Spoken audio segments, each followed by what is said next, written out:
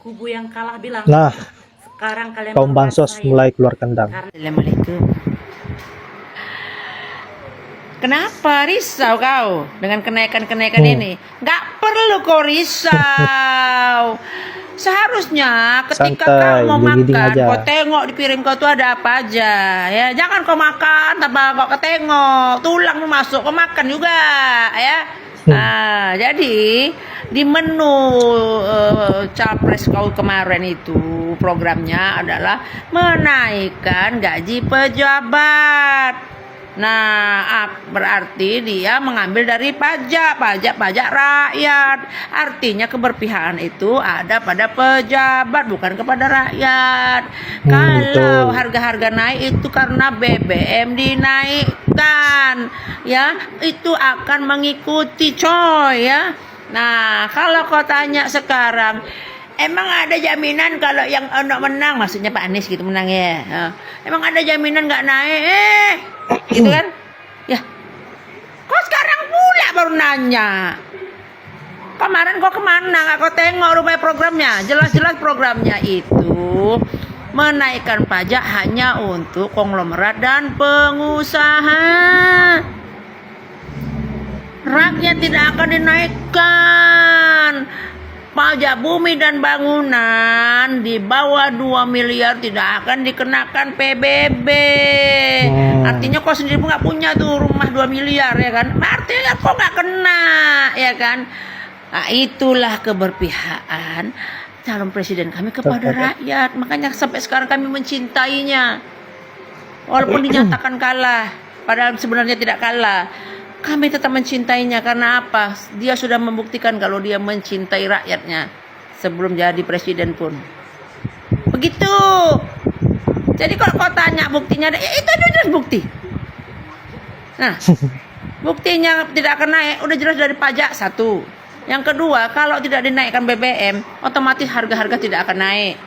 Ya, dah tuh pendidikan kami, pendidikan gratis, bukan makan gratis. Sekarang makan gratis aja udah mau tukar-tukar lagi, mau di ini lagi, belum apa-apa udah kena prank. Gak kapok juga, ya. Kau lah tuh, terserah kau, ya. Kau gak kapok juga kau, heran juga aku, bebal namanya itu. Joget lah kau joget ya. Nah, bahaya. Mungkin 2024 dan seterusnya kita istirahat menyuarakan atau berdemo tentang hak dan keadilan bagi masyarakat bawah. Biarkan mereka sekarang yang gantian berdemo dengan pilihan mereka, ya. Karena kita udah capek selalu dikatain kaum-kaum pendukung Anies Yaman suka demo bikin macet jalan. Dan sekarang kita waktunya istirahat. Saksikan mereka berdemo dengan pilihan mereka. Wassalam. Berikan kami tugas, berikan kami perintah semuanya. Astaga. Susah banget di Wakanda SBY. sekarang cari kerja. Betapa krisis semua lapisan masyarakat. Dari mantan penguasa sampai rakyat jelita yang jelalatan, semuanya susah cari kerja. Harus antri. Apalagi saya di DM, di inbox, di TikTok, di IG, loker. Jadi bukan mereka saja cari loker. Ternyata lowongan kerja juga dicari para mantan penguasa. Berikanlah kepada kami tugas, kami mohon.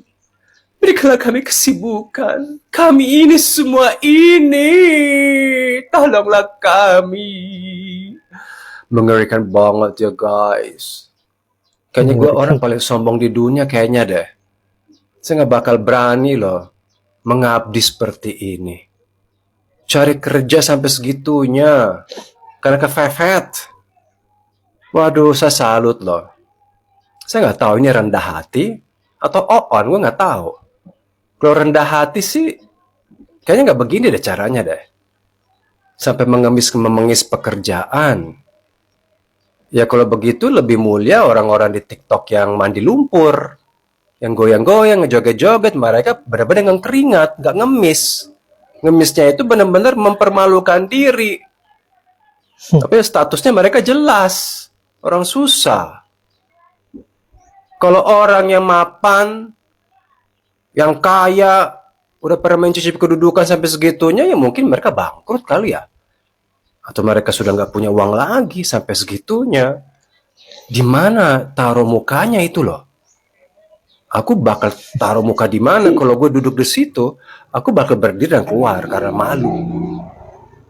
Apalagi ngemis ke manusia. Gue mendingan ngemis ke Tuhan. Nangis di bawah kaki Tuhan. Bukan ngemis ke manusia.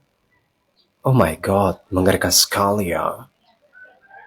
Terus kalian bilang, Wakanda ini kan terhormat, bla bla bla bla. Kalau saya bilang, saya malu lama-lama jadi orang Wakanda, kalian protes. Hate saya, menghina saya. Ya begini, ini kan contoh yang gak baik. Sangat tidak baik. Kenapa harus ngemis?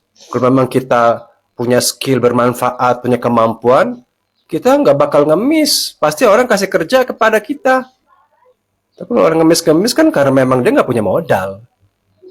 Modal pikiran, modal intelek, nggak punya modal apa-apa. Akhirnya harus ngemis, memohon, remah-remah dari orang. No comment, itu derita Lolo pada.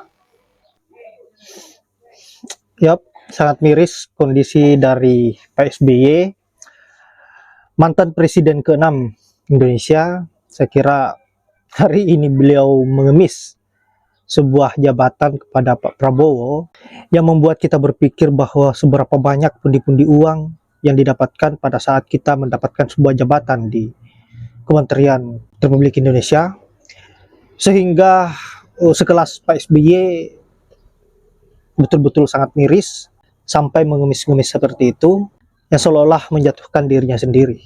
Sepakat dengan apa yang dikatakan oleh Bang Bule bahwa seorang pengemis lebih mulia dibanding Pak SBY, karena statusnya sudah jelas bahwa pengemis ini adalah orang yang susah. Sedangkan Pak SBY ini, kita tahu sendiri bahwa beliau adalah mantan presiden ke-6. Tidak sepantasnya beliau sampai-sampai melakukan hal-hal yang seperti itu, yang membuat citranya menjadi buruk di mata rakyat Indonesia yang menyaksikan video ini. Tetapi karena mungkin nafsu dan sebuah jabatan, sebuah pundi-pundi keuangan, sehingga nalar beliau ini sudah rusak karena persoalan nafsunya itu, yang ingin terus-menerus menggenggam kekuasaan dan juga pundi-pundi kekayaan yang akan dikumpulkan oleh beliau melalui jabatan yang akan diberikan oleh Prabowo ini.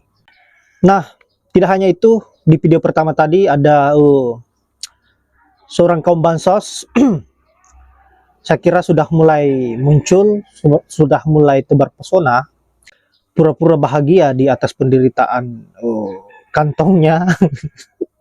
Karena kita tahu sendiri bahwa bahan-bahan sembako saat ini naik drastis, dan hari ini lagi dan lagi kaum bansos memaksakan diri untuk terlihat happy, terlihat baik-baik saja dengan kondisi saat ini yang saya kira sangat menyedihkan.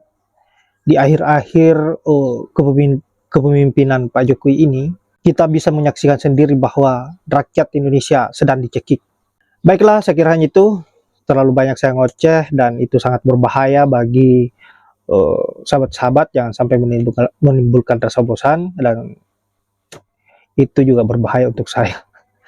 Saya akhiri dengan ucapan wallahul muwaffiq ila aqwamit thoriq. Assalamualaikum warahmatullahi wabarakatuh.